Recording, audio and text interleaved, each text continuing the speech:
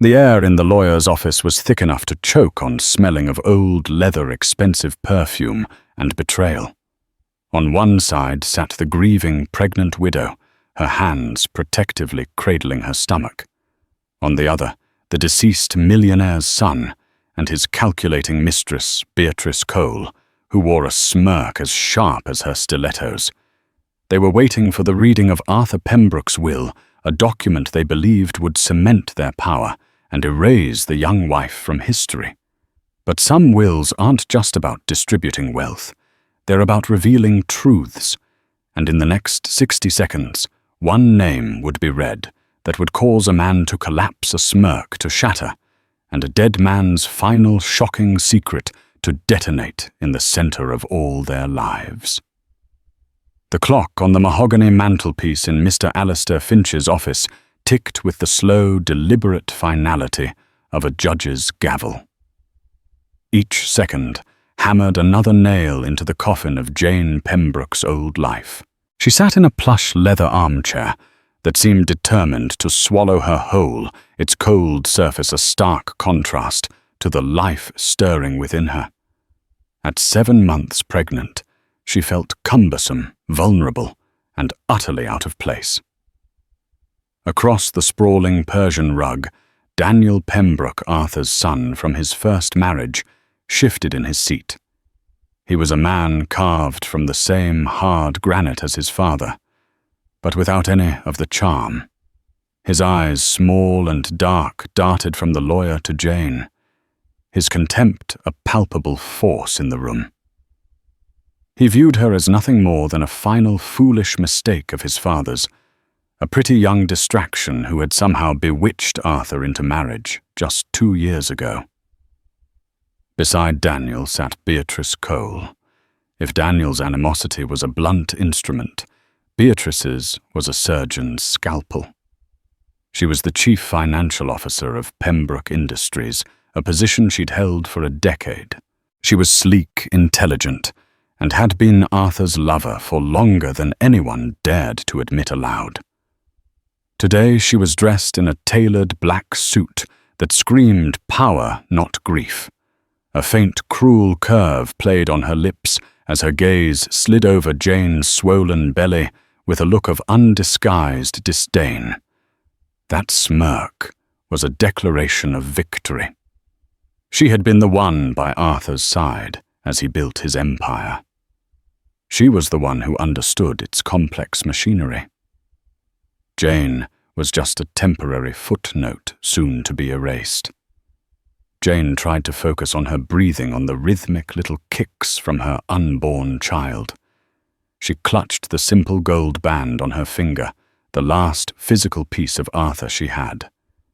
He had been a force of nature, a construction magnate who had paved half the city, a man with a booming laugh and an ego to match. He was 58 when he married her, a 26-year-old art historian. The world called her a gold digger, but Jane had seen a different side of Arthur, a man weary of the corporate battlefield who loved discussing Renaissance art and listening to classical music in his study late at night. He had been her anchor, her protector. His sudden heart attack 6 weeks ago had ripped that anchor away, leaving her adrift in a sea of sharks. Mr. Finch, a man who seemed to be composed entirely of grey tweed and solemn duty, finally cleared his throat. The sound was like a stone dropping into a silent well. He adjusted his spectacles and unfolded the heavy vellum of the last will and testament of Arthur J. Pembroke. We are gathered here today to execute the final wishes of Mr. Arthur Pembroke. He began, his voice dry as dust. This will was signed and notarized on the 3rd of June this year, just 2 months prior to his passing. Jane's heart stuttered. 2 months ago. That was after they knew they were having a baby. A flicker of hope, fragile as a candle flame, ignited within her. Perhaps Arthur had made sure she and the baby would be safe. Daniel leaned forward, his polished Italian loafers squeaking in protest. "Let's get on with it, Alistair. Some of us have a company to run." Beatrice placed a perfectly manicured hand on his arm, a gesture of both restraint and ownership. Her smirk deepened. She already saw herself as the queen on the Pembroke chessboard, with Daniel as her willing king. Mr. Finch peered over his glasses, his expression unreadable. "Of course, Daniel. The will is quite straightforward. First, to his long-serving household staff, Mr. Pembroke has bequeathed generous sums in recognition of their loyalty." He read out a few names and amounts, the words blurring into a meaningless hum for Jane. Her world had shrunk to this suffocating room, to the hostile glares of the two people who had resented her presence from the moment she'd said "I do." They had made her life a quiet hell of snide remarks, excluded dinners and boardroom gossip that always found its way back to her. They saw her as a parasite. Now they were waiting to watch the host die, so they could scrape her off and claim the spoils. To his son Daniel Pembroke. Mr. Finch continued, and the air crackled with anticipation. Daniel physically straightened his chest, puffing out. Beatrice's smile was now triumphant. This was it, the keys to the kingdom. "I bequeath my collection of vintage automobiles and my property in Aspen, Colorado." Silence. The grandfather clock ticked twice each tick, a hammer blow against the stunned quiet. Daniel's face, which had been alight with greedy expectation, began to cloud over with confusion. "Is that it?" he asked, his voice a low growl. "The cars. The ski house. What about the company? The estate?" Beatrice's smirk faltered for the first time. A tiny line of concern appeared between her perfectly sculpted eyebrows. She shot a look at Mr. Finch, an unspoken command to stop playing games. Mr. Finch ignored her. He took a slow, deliberate sip of water from the crystal glass on his desk. His gaze then shifted, landing squarely on Jane. For the first time, she thought she saw a flicker of something human, something almost like sympathy in his old, tired eyes. And now the lawyer said, his voice resonating with a newfound weight. "We come to the primary beneficiary and the executor of the Pembroke estate." Beatrice leaned in her confidence flooding back. Of course, Arthur was a pragmatist. He would leave the business to the person who knew how to run it. Her. He would have left Daniel the toys and her the power. It was the only logical move. She glanced at Jane, her smirk returning in full force, a silent, final mockery of the pregnant girl in the corner. It said, "Your fairy tale is over." Mr. Finch looked down at the document, his finger tracing a single line of text. He paused, as if to let the moment hang in the air, heavy and ripe with consequence. Then he spoke the words that would bring the world crashing down. "All the remainder of my estate, including all personal property, financial assets, holdings, and my entire controlling interest of 75% of the shares in Pembroke Industries, I leave in its entirety to my beloved wife." He looked directly at Jane. Jane Ann Pembroke. The name hung in the air, an impossible discordant note in a symphony of greed. Jane Ann Pembroke. For a moment no one moved. The ticking of the clock seemed to grow louder, each beat a mocking laugh. Jane's own mind struggled to catch up. She heard the words, but they were in a language she didn't understand. Controlling interest entirety. It was a mistake, a cruel, elaborate joke. She looked from Mr. Finch's impassive face to the document in his hands, as if the ink itself might rearrange into a more sensible pattern. Then the spell broke. A sound escaped Beatrice's throat. A strangled gasp, sharp and ugly. The triumphant smirk she had worn like a crown shattered into a million pieces, her face contorting into a mask of pure, unadulterated disbelief. Her perfectly applied crimson lipstick suddenly looked garish, her expression a grotesque parody of her earlier confidence. "What did you say?" She hissed, her voice a venomous whisper. Daniel was the first to truly erupt. He shot to his feet, knocking his chair over with a loud crash that echoed the collapse of his ambitions. His face was a terrifying kaleidoscope of colors, shifting from white-hot shock to a deep apoplectic purple. A thick vein pulsed violently in his temple. "No," he roared, the sound seeming to shake the very windows. He lunged towards the desk, his hand outstretched, as if to snatch the will from Mr. Finch's grasp. "That's a lie, a forgery." She manipulated him. The old fool was senile, and this whore took advantage of him. Jane flinched, as if struck, curling instinctively around her belly.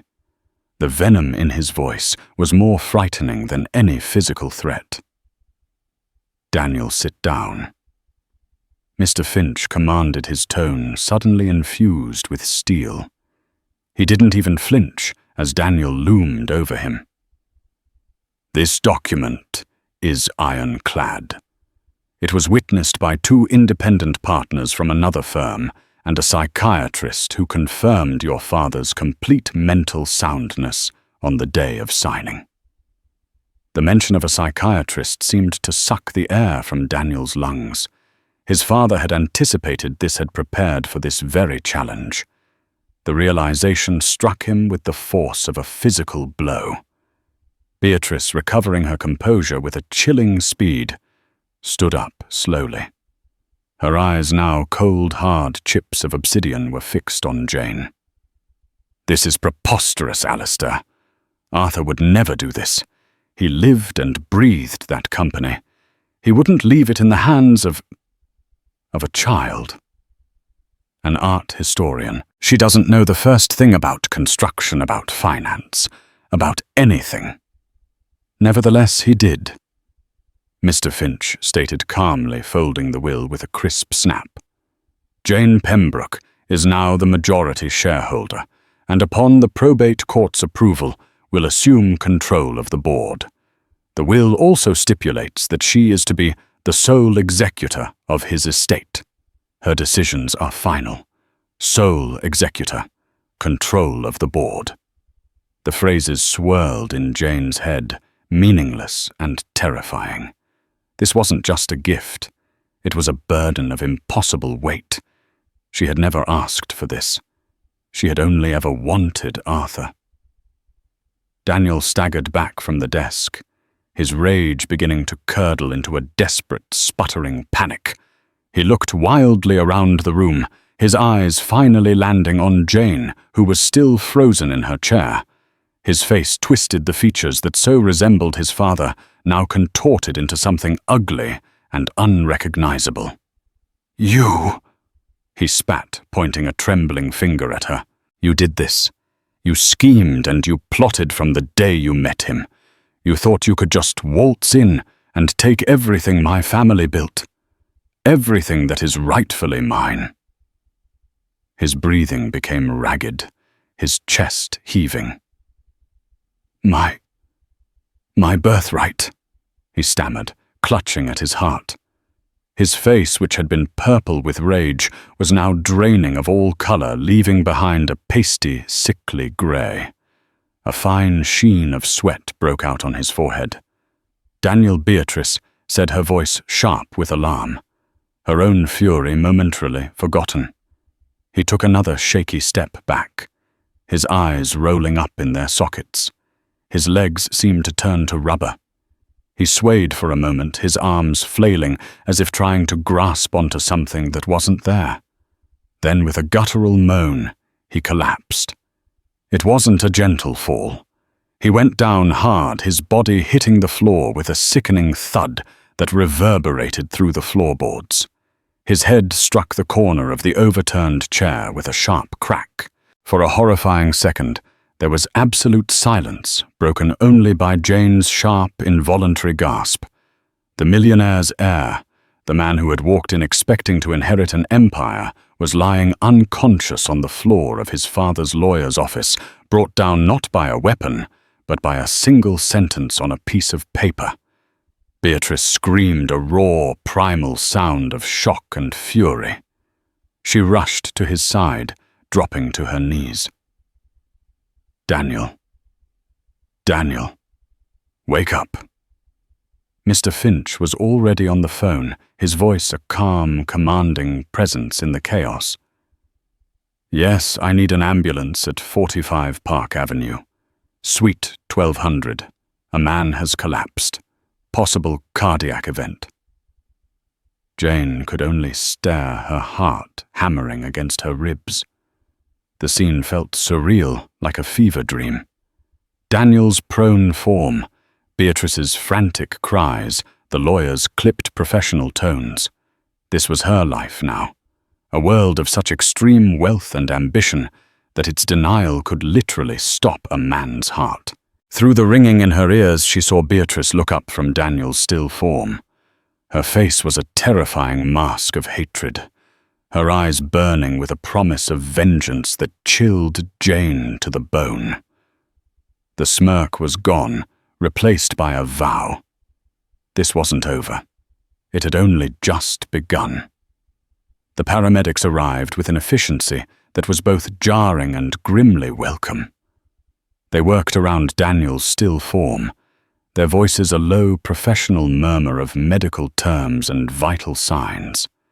Beatrice, refusing to move from his side, alternated between whispering his name and glaring daggers at Jane, as if her gaze alone could inflict physical harm. Jane remained in her chair, a silent, unwilling spectator to the wreckage her inheritance had caused. She felt a profound sense of dislocation, as if she were watching a film of someone else's life. Mr. Finch handled the authorities with his usual unflappable demeanor, providing a concise, edited version of events. A contentious will reading, a heated emotional response, a collapse. As they wheeled a stabilized but still unconscious Daniel out on a gurney, Beatrice rose to her feet. She walked over to Jane, her movements stiff with rage. She stopped directly in front of the chair, forcing Jane to crane her neck to look up at her. "You enjoy this?" Beatrice sneered, her voice low and trembling with fury. "Don't you dare pretend you're some innocent victim. You planned this. Every simpering smile, every battered eyelash. You played the part of the devoted wife perfectly." "That's not true," Jane whispered, her voice barely audible. "I loved him." Beatrice let out a short, bark-like laugh, devoid of any humor. "You loved his money. You don't even know the man you married. Did you ever once talk to him about quarterly revenue projections, about the zoning disputes in the West End development? Did you know he was leveraged to the hilt to acquire the steel contract that made this company what it is today? No. You talked to him about paint colors and dead artists. I was his partner, in business and in life. That company is my blood and sweat, as much as it was his." She leaned in closer, her expensive perfume cloying and suffocating. "This isn't over. You may have a piece of paper, but you have no idea what you're holding. An empire like Pembroke Industries isn't run, it's defended. And you, little girl, have just walked into a war you are not equipped to fight. I will see you ruined. I will tear that company down to its foundations before I let you have it." With that final venomous promise, She spun on her heel and swept out of the office, following the gurney and leaving behind a silence more profound than before. Jane was alone with Mr. Finch. The adrenaline that had kept her rigid began to seep away, leaving her trembling. She wrapped her arms around her stomach, a desperate protective gesture. The baby kicked a small, reassuring thump against her palm. I don't understand, Mr. Finch, she finally said, her voice cracking. Why would Arthur do this? He knew I couldn't. He knew I wouldn't know how to. Mr. Finch sat down heavily in his own chair, looking older and more tired than he had an hour ago. He removed his glasses and polished them slowly with a handkerchief. Arthur was a brilliant man, Jane. He said, his voice softer now. But he was not a simple one. He saw the world as a series of strategic moves. He built his empire by anticipating his rival's actions 3 steps ahead. I believe this was his final move. A move against his own son. Jane asked, bewildered. Arthur loved Daniel, Mr. Finch said carefully. But he was not blind to his weaknesses, his sense of entitlement, his recklessness, and his associations. He gave a pointed look towards the door, through which Beatrice had just departed. Arthur saw things. He knew more than he let on. This was a new thought. Jane had always seen Arthur's tolerance of Beatrice as a blind spot, a remnant of a past relationship he hadn't had the heart to sever completely, especially given her value to the company. She had tolerated it, believing her marriage to be built on a different foundation of love and companionship. Now Mr. Finch was suggesting something else entirely, that it wasn't tolerance, but observation. What did he know she pressed? Mr. Finch sighed, putting his glasses back on. He seemed to be wrestling with his duty as a lawyer and something more personal. Arthur was concerned about the company's direction, about certain financial discrepancies he'd started to notice. He felt the culture of the company, the very legacy he'd built, was being poisoned from the inside. He stood and walked over to a heavy oak cabinet. He unlocked it and withdrew a small, ornate silver key attached to a simple leather fob. He walked back and placed it on the desk in front of Jane. It gleamed under the lamplight.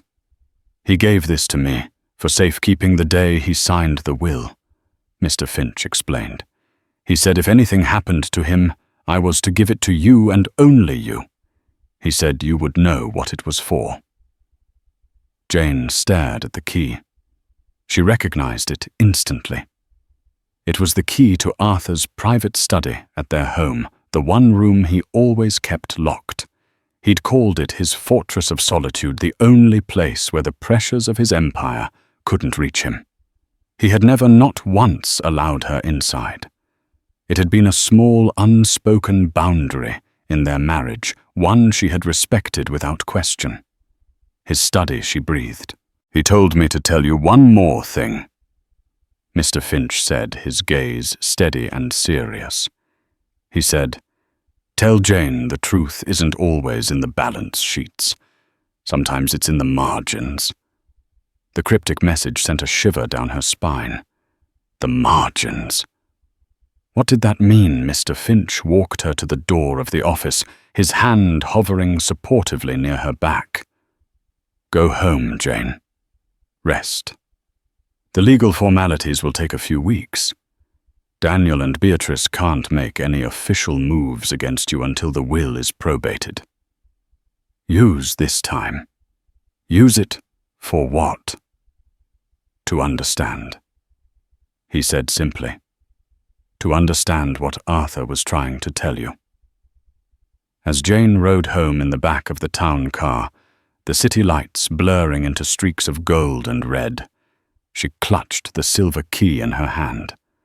Its cold, hard edges were a tangible link to a husband she was beginning to realize she hadn't truly known at all. Beatrice's threats echoed in her ears, but beneath the fear, a new emotion was taking root, a burning, desperate need for answers. Arthur hadn't just left her a fortune.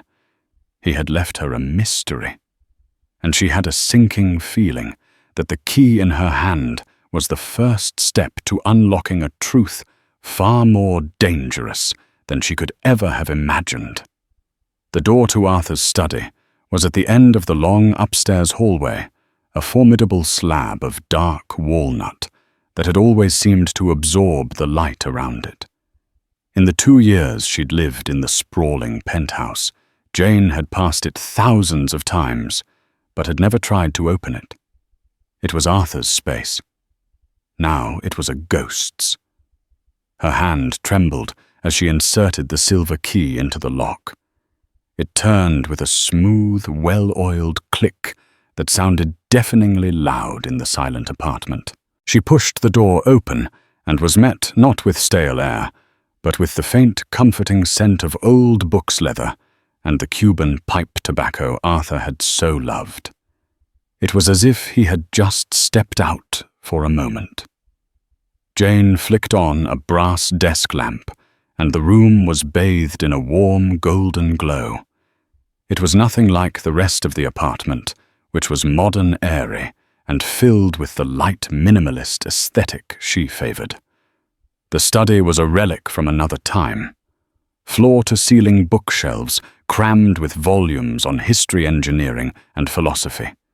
2 deep leather armchairs facing a fireplace that had never been lit. A heavy partner's desk, meticulously organized, stood as the room's centerpiece.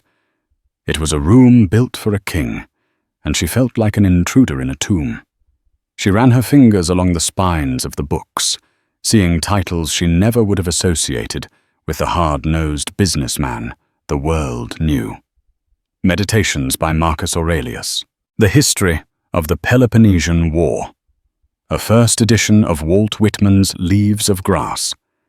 This was the man she had fallen in love with, the man who existed in the quiet hours after the boardroom had closed. But Mr. Finch hadn't sent her here to reminisce. The truth is in the margins. She moved to the desk. It was a landscape of Arthur's life, a framed photo of his parents, a proud working-class couple, a heavy marble paperweight from a long-ago business deal, a silver pen set. Everything was in its place, a testament to his orderly mind. She opened the drawers one by one. They were filled with files, all neatly labeled property deeds, tax returns, investment portfolios. It was overwhelming, a language she didn't speak. This was Beatrice's world, not hers. A wave of despair washed over her. How could she possibly defend this empire when she didn't even understand its geography? She sank into his enormous leather desk chair, which dwarfed her and smelled faintly of him. She felt small, lost, and achingly alone. She was about to give up, to concede to Beatrice's taunt that she was just a child in over her head, when her eyes fell on the bookshelf directly behind the desk. It was filled with identical leather-bound collector's editions of classic novels. Dickens, Twain, Hemingway. But one book stood out. It was a copy of The Count of Monte Cristo by Alexandre Dumas. It was Arthur's favorite story, one he had told her about on one of their first dates.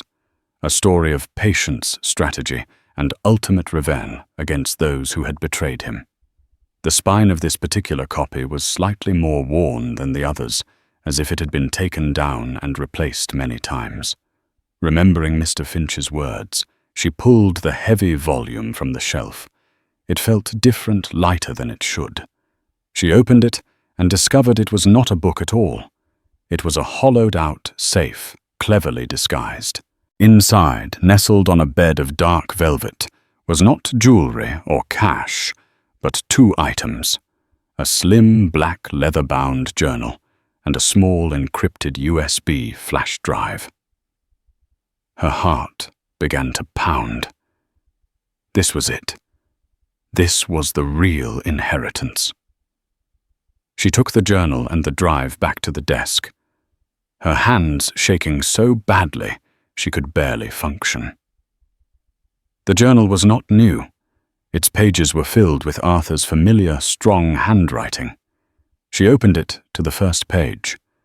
The date was from a little over a year ago, not long after Daniel had brought Beatrice on as CFO. The entry began innocently enough with notes about a new construction project, but as she read on, the tone shifted. October 12th. Beatrice presented the quarterly reports today. The numbers are strong, almost too strong. The projected profit margins on the Harrison project are nearly 15% higher than my most optimistic estimates. She called it aggressive accounting. I call it suspicious. Daniel praised her work, of course. He sees her as some kind of financial savant. I see a fox guarding the henhouse. Jane's blood ran cold. She flipped through the pages, her eyes scanning entries that grew darker and more paranoid with each passing month. January 5th. I found it. A shell corporation registered in the Cayman Islands, Coal Consolidated. The name is almost laughably arrogant. Funds from our suppliers are being funneled through it. Inflated invoices, materials paid for that never arrive on site. It's a classic embezzlement scheme, but it's elegant hard to trace. She's siphoning money, and Daniel is either complicit or too stupid to see it. March 22nd. It's worse than I thought. It's not just embezzlement. I overheard them in Daniel's office today. They thought I'd left for the day. They were talking about a leveraged buyout, using the company's own assets as collateral to secure loans, planning to run it into the ground, buy it back for pennies from the dollar after bankruptcy, and rebuild it under a new name. My name. Pembroke. They were planning to destroy it. Daniel, my own son. He called me an old relic who was holding the company back. Tears streamed down Jane's face, blurring the words on the page. She felt Arthur's pain, his profound sense of betrayal. He hadn't been a blind old fool. He had been a king who discovered treason in his own court at his own dinner table. June 3rd. I saw my lawyer today. My real will is signed and sealed. Alistair thinks I should just fire them, bring in the authorities. But that's not enough. A public scandal would cripple the company, hurt the thousands of employees who depend on it. A trial would take years, and their lawyers would bury the truth in paperwork. No. This requires a different kind of justice. They want the company. They will watch it be given to the one person they despise. They will be powerless, trapped on the outside with nothing. They think Jane is weak a pawn. They are wrong. She has a strength they cannot comprehend, a court of integrity. They will underestimate her. That will be their undoing. This is my gamble, my final play. I am arming her, and they won't even see the weapon until it's too late. The last entry was dated the day before his heart attack. I pray she is strong enough. I pray I've given her the tools she needs. This flash drive contains everything. The offshore accounts, the forged invoices, audio recordings from the bug I had Frank install. My legacy is no longer in buildings of steel and glass. It is in her hands now, and in the hands of the child she carries. My child. My future. Jane stared at the small USB drive on the desk. It felt heavier than the entire Pembroke Empire. Arthur hadn't left her a burden. He had left her a mission. He hadn't disinherited his son out of spite. He had done it to save his life's work from the people he was supposed to trust the most. Beatrice's threat echoed in her mind. "You have just walked into a war. You are not equipped to fight." Jane wiped her tears away, a new cold resolve settling in her heart. She picked up the flash drive. Arthur had been wrong about one thing. He thought he was arming a pawn, but he had just armed a queen. For the next 2 weeks, Arthur's study became Jane's war room. The grief for her husband was still a raw, open wound, but it was now overlaid with a cold, clear fury. She read his journal from cover to cover, absorbing his pain, his strategy, his desperate hope. She felt a connection to him that was deeper and more profound than anything she'd known when he was alive. She was no longer just his wife. She was his chosen successor, his avenger. The USB drive was a Pandora's box of corporate malfeasance. With the help of a discreet cybersecurity expert, recommended by Mr. Finch, Jane decrypted its contents. What she found was staggering. There were spreadsheets detailing a complex web of transactions, showing millions of dollars being funneled from Pembroke Industries into the Cayman Islands Shell Corporation, Coal Consolidated. There were copies of forged invoices from phantom suppliers, signed off by Daniel. There were emails between Beatrice and a consortium of predatory investors outlining their plan for the hostile takeover. They had been planning this for over a year, waiting for Arthur to die. But the most damning evidence was the audio files. Arthur's head of security, a quiet, intensely loyal ex-Marine named Frank Miller, had under Arthur's orders planted a listening device in a pen set on Daniel's office desk. The recordings were chillingly clear. Jane listened for hours, her stomach churning as she heard the voices of the 2 people who had tormented her, plotting the downfall of the man they pretended to respect. "He's getting frail," Beatrice's voice said in one recording. "He's spending more time talking about art with that little waif than he is about profit margins. He's losing his edge. He's a dinosaur." B. Daniel's voice replied, laced with a familiar, petulant resentment. "He doesn't understand that in today's world, you don't build empires, you acquire them. You leverage. You liquidate. This company is fat and slow. Once he's gone, we'll trim the fat, starting with his sentimental pet projects and half his workforce." And his little wife, Beatrice, had asked a sly, cruel tone in her voice.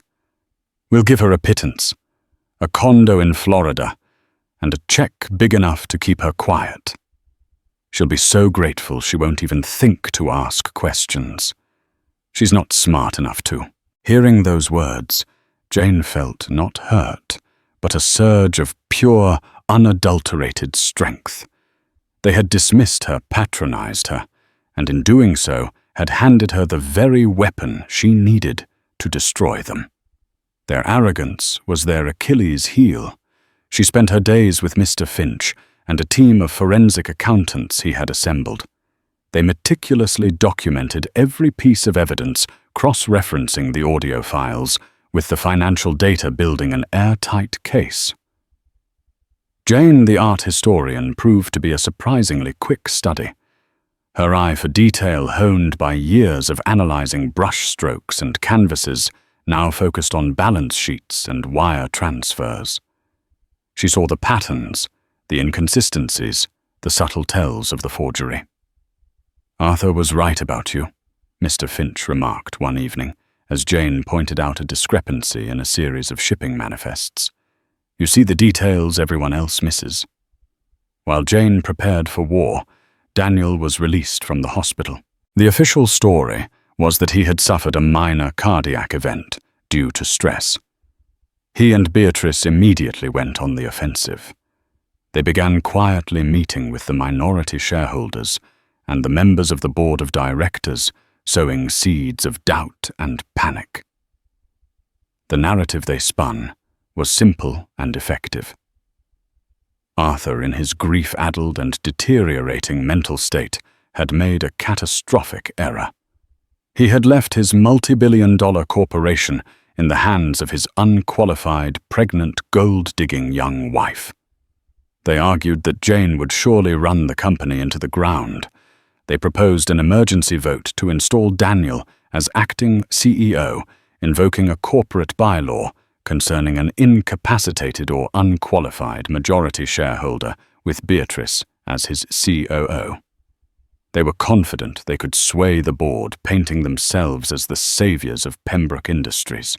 Jane, through Frank Miller, who had seamlessly transferred his loyalty to her, was aware of every meeting, every phone call.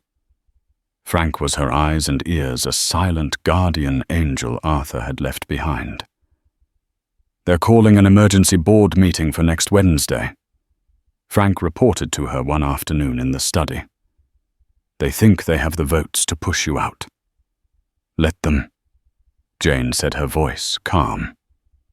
She looked up from a document, and for a second, Frank saw the same look of steely determination he had so often seen in her late husband's eyes. "They're walking into a trap they don't even know exists." The night before the board meeting, Jane couldn't sleep. She stood by the floor-to-ceiling windows of her penthouse, looking out at the glittering cityscape, a city built in part by Arthur's ambition. She cradled her belly, feeling the strong, steady kicks of her son. This was no longer just about defending Arthur's legacy or seeking revenge. It was about protecting her child's future. His birthright, one that had been honestly earned, not stolen. She thought about the woman she had been just a few weeks ago, timid, grief-stricken, intimidated. And she thought about the woman she was now. Arthur hadn't just left her his company. In his final brilliant act, he had given her something far more valuable. He had shown her the strength she never knew she possessed. He had forged his wife into a weapon, and tomorrow she was ready to be fired. The Pembroke Industries boardroom was on the 50th floor, a glass-walled cage suspended over the city. It was designed to intimidate, a testament to the power and reach of the man who had built it. On the morning of the emergency meeting, the atmosphere was electric with tension. The 10 board members, a collection of stern, grey-suited men and women who had known Arthur for decades, sat around the enormous granite table, their expressions a mixture of concern and skepticism. Daniel and Beatrice sat at one end of the table, radiating a confident, predatory energy. Daniel had recovered his colour and his arrogance, looking every bit the heir apparent. Beatrice was his shadow, whispering in his ear, her eyes sweeping the room, tallying her allies. They believed this was a coronation. The doors opened, and Jane entered. All conversation ceased. She was not the weeping, vulnerable widow they had expected. She wore a simple but elegant navy blue maternity dress. Her hair was pulled back professionally, and her expression was one of serene, unshakable calm. She did not look like a victim. She looked like a boss. Flanking her were Mr. Alistair Finch, holding a thick leather briefcase, and Frank Miller, whose imposing presence alone was enough to make several board members shift uncomfortably in their seats. Jane took her place at the head of the table, Arthur's chair. It was a clear, unspoken declaration of her intent. Daniel scoffed, breaking the silence. "Well, well. Look who decided to play CEO for a day." "Jane, we're all very sorry for your loss, but this is beyond you. For the good of the company, we are here to vote to install a competent, experienced leadership team." "Thank you for your concern, Daniel," Jane said, her voice even and clear, carrying easily across the silent room. "But I believe you've been misinformed about the purpose of today's meeting." Beatrice leaned forward. "The purpose of this meeting is to save this company from the emotional and frankly ludicrous final decision of a dying man. We have the votes, Jane. Let's not make this any more unpleasant than it has to be. Jane met her gaze, and for the first time, Beatrice saw not a frightened girl but a formidable adversary. There was a cold fire in Jane's eyes that she didn't recognize. Unpleasant, Jane repeated softly. I don't think you have any idea what unpleasant is. But you're about to find out. She nodded to Mr. Finch. He stood and opened his briefcase, placing a small speaker in the center of the table. He then began distributing thick bound folders to each board member. What is this one of the older board members, a man named George? Grumbled. This, Jane, announced her voice, ringing with authority, is the real agenda. It's a presentation on the long-term systemic fraud perpetrated against this company by its chief financial officer, Beatrice Cole, and its former head of development, Daniel Pembroke. A collective gasp went through the room. Daniel's face went white. Beatrice shot to her feet. This is slander. It's insane. Is it? Jane asked coolly. She nodded at Mr. Finch again. Please open your folders to page 1.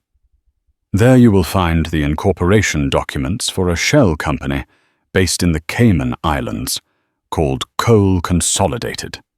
And on page 2, the start of over 200 pages of wire transfers from this company's accounts, authorized by Mr. Pembroke and Miss Cole directly to that shell company. Panic flared in Beatrice's eyes. She looked at Daniel, whose jaw had gone slack with shock.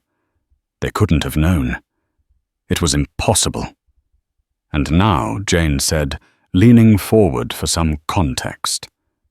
Mr. Finch pressed a button on the speaker. Beatrice's voice, crisp and clear, filled the boardroom. He's a dinosaur, Bea. He doesn't understand that in today's world, you don't build empires, you acquire them. Daniel's voice followed full of contempt.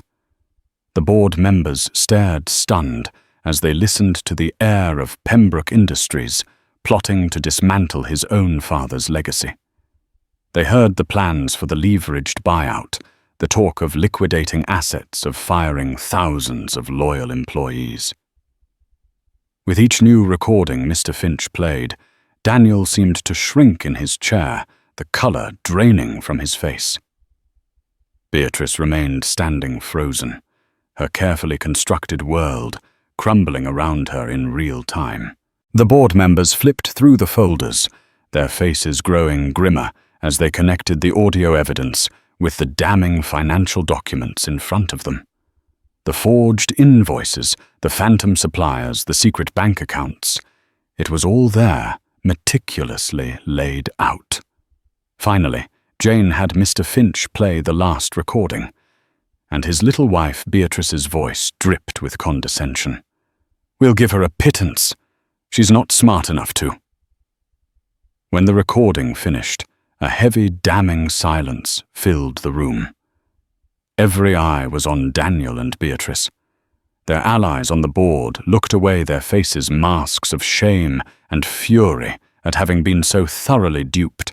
Jane stood up, placing her hands on the table. She was no longer just Arthur's wife. She was the embodiment of his will, his justice. For over a year, she said, her voice shaking with controlled rage, you two have been stealing from this company, from my husband, from every employee who works for Pembroke Industries. You plotted to destroy a legacy that took a lifetime to build, all for your own pathetic greed. You called my husband a dinosaur. You called me a fool. She looked directly at Beatrice, whose face was now a pale, terrified ruin. You told me I had walked into a war I wasn't equipped to fight. You were wrong. My husband equipped me. He saw you for exactly what you are, thieves and traitors. She turned her attention to the rest of the board. The evidence you have is a courtesy copy. The original is with the district attorney's office. I am, as of this morning, filing a civil suit to reclaim every single dollar you have stolen, and I am asking the board to vote on 2 motions. First, the immediate termination of Beatrice Cole for gross financial misconduct. Second, the removal of Daniel Pembroke from any and all positions associated with this company. George, the old board member, slammed his folder shut. I so move.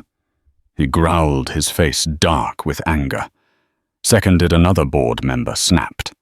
All in favor, Jane asked, her voice like ice. Every hand in the room, except for Daniel's and Beatrice's, shot into the air. The motions pass unanimously, Jane declared. She looked at Frank, who was standing by the door. Frank, please escort Ms. Cole and Mr. Pembroke from the premises. They are to be denied all future access to this building. As Frank moved towards them, reality finally crashed down on Beatrice. No, she shrieked. You can't do this. I built this company with him. Frank took her arm in a gentle but unbreakable grip. Daniel sat slumped in his chair, a broken man, muttering, My father. He knew. As they were escorted out of the boardroom past the shocked faces of their colleagues, Jane stood tall at the head of the table. She had not only defended her husband's legacy, she had purged it of its poison. The war was over, and the smirk which had started it all was now nothing but a bitter memory. 6 months later, the boardroom on the 50th floor was a different place. The oppressive, intimidating atmosphere had been replaced by one of cautious optimism and renewed purpose. The city skyline still glittered outside the glass walls, but it no longer felt like a view from an ivory tower. It felt like a reminder of the real work they were doing. Jane Pembroke, now 8.5 months pregnant, sat at the head of the table. Not as an avenger, but as the chairperson of Pembroke Industries. The initial shock among the board and employees had given way to a deep, grudging respect. She didn't pretend to be the builder Arthur was, nor the financial wizard Beatrice had been. Instead, she brought a different kind of strength to the role. She listened. She asked questions. She brought an artist's eye to the business, focusing not just on the profit margins, but on the integrity of the design, the quality of the materials, and the well-being of the company's thousands of employees. She had dismantled Daniel and Beatrice's scheme with surgical precision. The civil suit had resulted in a court order that froze all their assets, including the stolen millions, in Cole Consolidated. Facing irrefutable evidence, both had pleaded guilty to multiple counts of fraud and embezzlement, to avoid a longer, more public trial. Beatrice was facing a lengthy prison sentence. Daniel, thanks to a team of expensive lawyers, received a lesser sentence but was left financially and reputationally ruined, a pariah in the world he once commanded. The name Pembroke, which he had once seen as his birthright, was now his brand of shame. Jane's first act as chairperson was to cancel the aggressive liquidation plans Daniel and Beatrice had set in motion. She reinstated the sentimental pet projects. They had mocked an employee profit-sharing program and a multi-million-dollar philanthropic foundation for funding arts and education in the city's underprivileged neighborhoods. She was not just protecting Arthur's legacy, she was refining it, sanding off its rougher edges and polishing its best qualities. Her most trusted advisors were Mr. Finch, who had become a mentor and a friend, and Frank Miller, whom she had promoted to Chief of Operations. Frank's loyalty and no-nonsense approach to problem-solving proved just as effective in the boardroom as it had been in the shadows.